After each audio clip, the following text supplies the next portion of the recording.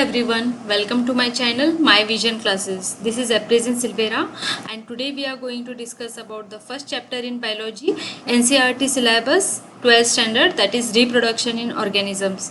It is a very interesting chapter. I am sure if you watch this video and follow the instructions, at the end of the video you will not only understand the concept but simultaneously learn it. So let's begin with reproduction in organisms. We'll divide it into 4 parts. First part is lifespan, second is reproduction, and in reproduction we have asexual reproduction and sexual reproduction. So first part is lifespan. There is a very beautiful quote on this: death is destination we all have to share. No one has ever escaped it. इसका मतलब ये है जिसका जन्म हुआ है उसकी मृत्यु तय है, कोई इससे बच नहीं सकता है, ना कोई भाग सकता है. तो ये जो वक्त है बर्थ और नेचुरल डेथ के बीच में, इसको हम कहते हैं life span. The period from birth to the natural death of organism is called as the life span. Life span of organisms are not necessarily correlated with their sizes. Life span of organism doesn't depend upon the size. For example हम crow और parrot ले लेंगे. Crow almost 15 years के लिए जीता है. Okay, life span is almost 15 years, whereas parrot lives for 140 years. Okay, दोनों की साइज सेम है बट जो लाइफ स्पैन है वो टोटली डिफरेंट है. इसीलिए साइज के ऊपर लाइफ स्पैन डिपेंड नहीं होता है किसी ऑर्गेनिज्म का. Next is death of every individual is certainty, that is no individual is immortal except single cell organisms. जैसे कि मैंने पहले कहा, जिसका भी जन्म हुआ है उसकी मृत्यु तय है. So death of every individual is certainty. It is fixed. That is fixed. Okay. So no individual is immortal. कोई भी यहाँ पर हमेशा नहीं जी सकता है. Okay. Everyone has to die one or the other day, except single-celled organisms. So why single-celled organisms? Single-cell organisms या हम इसको unicellular organisms कहते हैं, like amoeba, algae, yeast, है ना, bacteria. So there is no natural death in single-celled organisms as they divide and form two new cells. तो इसमें ये लोग क्या करते हैं, बैक्टीरिया पेरेंट सेल जो रहता है वो अपना न्यूक्लियस और साइटोप्लाज्म डिवाइड कर देता है and two daughter cells form करता है. Parent cell divides its nucleus and cytoplasm and forms two daughter cells. तो इसकी वजह से parent cell will not die, it will only divide. आपकी एनसीईआरटी बुक में ऑर्गेनिजम्स के पिक्चर्स दिए हुए हैं जिसमें आपको उनकी लाइफ स्पैन लिखनी है. तो मैंने यहाँ पर पूरा उनकी लाइफ स्पैन लिखी हुई है. प्लीज़ आप ये नोट कर लीजिए and you have to study this because MCQs are mostly asked on this. So please study. Okay, so this is the end of the topic wherein you have studied about the life span. तो life span इसके definition important है और इसको थोड़ा describe करना भी अच्छा रहेगा. सिर्फ 4 पॉइंट्स हैं जो आपको अच्छे से याद रखने होंगे और बहुत ही सिंपल पॉइंट्स है ना. First is the definition, the period from the birth to the death of an organism is called as life span. Then ये डिपेंड किस पे नहीं करता है, it doesn't depend upon the size, right. The life span of the organism will not depend upon the size. इसमें हमने example लिया था क्रो और पैरेट का. क्रो की 15 years है और पैरेट की 140 years है. तो साइज सिमिलर होने से ज़रूरी नहीं है कि लाइफ स्पैन भी सिमिलर ही हो. Then the third point is death of an individual is not certainty, है ना. आज नहीं तो कल किसी ना किसी को मरना ही है, except the single celled organisms. Why single celled organisms will not die? Because they will divide. उसकी वजह से उनकी डेथ नहीं होती है ना. The parent cell it will divide the nucleus and the cytoplasm and form 2 daughter cells. So बस इतना ही है लाइफ स्पैन में. I hope it is clear to you और आपने स्टडी भी कर लिया होगा ये 4 पॉइंट्स.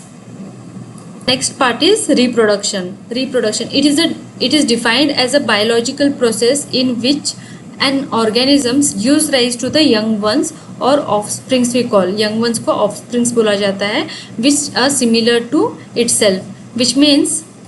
तो ये एक बायोलॉजिकल प्रोसेस है, बायो लिविंग, है ना. लिविंग ऑर्गेनिजम्स में ये प्रोसेस होता है in which an organisms gives rise to the young ones. मतलब एक कोई ऑर्गेनिज्म अपने छोटे यंग वन को प्रोड्यूस करता है. ओके, और जो सिमिलर दिखता है उस ऑर्गेनिज्म से. For example horse gives birth to the young one which will resemble to the horse only, it will not resemble like a tiger, right.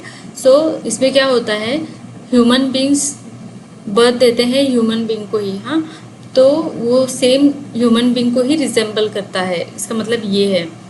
तो ये एक प्रोसेस है. सो this is a biological process in which an organism, इसमें organism हम कोई भी ले सकते हैं, प्लांट्स हो, एनिमल्स हो, या फिर ह्यूमन बींग्स हो.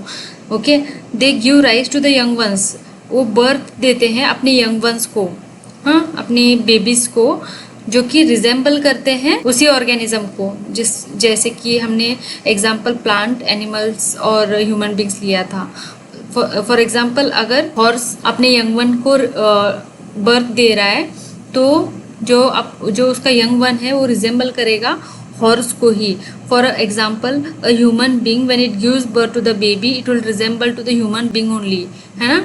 तो the definition means that reproduction ensures the continuance of various species on earth.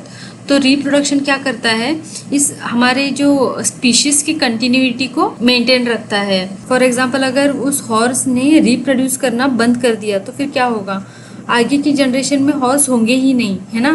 तो वो एक्सटिंक्ट फैमिली बन जाएगी, मतलब there is no family members of that horse, तो वो एक्सटिंक्ट हो जाएगा. सो कंटिन्यूएशन मेंटेन करने के लिए रिप्रोडक्शन बहुत इंपॉर्टेंट है. Genetic variation is created and inherited during the reproduction.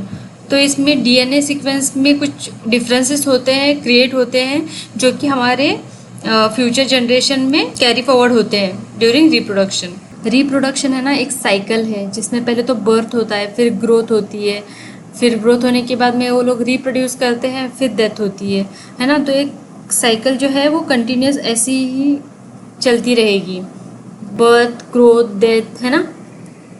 So in reproduction you have to remember the definition. Definition is very simple. It is defined as a biological process in which an organism gives rise to the young ones, है ना, जिसमें एक organism अपने young one को produce करता है जो कि सेम उस ऑर्गेनिज्म की तरह ही दिखता है. Then why it is important? It maintains the continuity of species on the earth. Okay, continuity of species अगर अर्थ पर रहनी चाहिए तो उसके लिए रिप्रोडक्शन बहुत ज़रूरी है. तो जेनेटिक वेरिएशन जिसमें डीएनए सीक्वेंस डिफरेंसेस आते हैं, ये आप आगे डिटेल में पढ़ोगे. ओके, तो आप इतना याद रखिएगा. So next is types of reproduction. Reproduction is of two types. It is based on whether one parent is participating or both parents are participating. Depending upon that, the reproduction is classified into two types, that is asexual and sexual reproduction. Asexual reproduction, when offspring is produced by a single parent with or without involvement of gamete formation, the reproduction is called as asexual reproduction. इसका मतलब ये है, इस definition में याद रखिए, single parent young one को produce करता है. सिंगल पेरेंट्स यंग वन या ऑफस्प्रिंग्स को प्रोड्यूस करता है विथ और without involvement of gamete. Gamete is nothing but the sex cell, जैसे कि फीमेल गैमेट्स लाइक ओवा और egg cells, males gametes like sperm, है ना. तो विथ और without involvement of the gamete the reproduction is called as asexual. Asexual में बस single parent आप याद रखिए, and with and without involvement of gamete formation is called as asexual reproduction. When two parents or the opposite sex participate in the reproductive process and also involves the fusion of male and female gametes is called as sexual reproduction. जैसे asexual में सिर्फ single parent involve रहता है young one produce करने में, यहाँ पर क्या होता है, two parents, okay, male and a female participate in production of young one and involve the fusion of male and female gametes like egg and sperm. Okay, when there is fusion of this and a young one is produced, it is called as sexual reproduction. I hope this is clear to you. तो आपको बस इसमें reproduction का definition याद रखना है, reproduction क्यों ज़रूरी है ये याद रखना है, और टाइप्स ऑफ रिप्रोडक्शन याद रखने हैं. आई होप आपको ये क्लियर हो चुका होगा. We have to study asexual and sexual reproduction in details that we will study in the next video. Here we have only studied about the definitions, so we will have a small recap. तो पहले हमने पढ़ा life span. है ना, life span का definition पढ़ा, and then life span किस पे डिपेंड नहीं करता है, साइज़ के बारे में, है ना, तो उसके बारे में पढ़ा। एंड 4 पॉइंट्स हमने इसके सिंपल 4 पॉइंट जो है वो याद कर लिए थे, that is definition and on what it is not dependent, then the individual certainty, and the fourth point is single celled organisms, why they don't die, है ना। तो ये 4 पॉइंट्स आपको क्लियर हुए होंगे।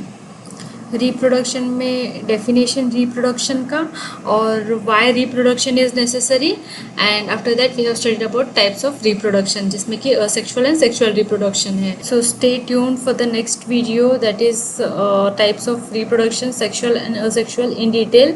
My video, please like, share and subscribe my channel so that you get the latest notification of my videos. Thank you.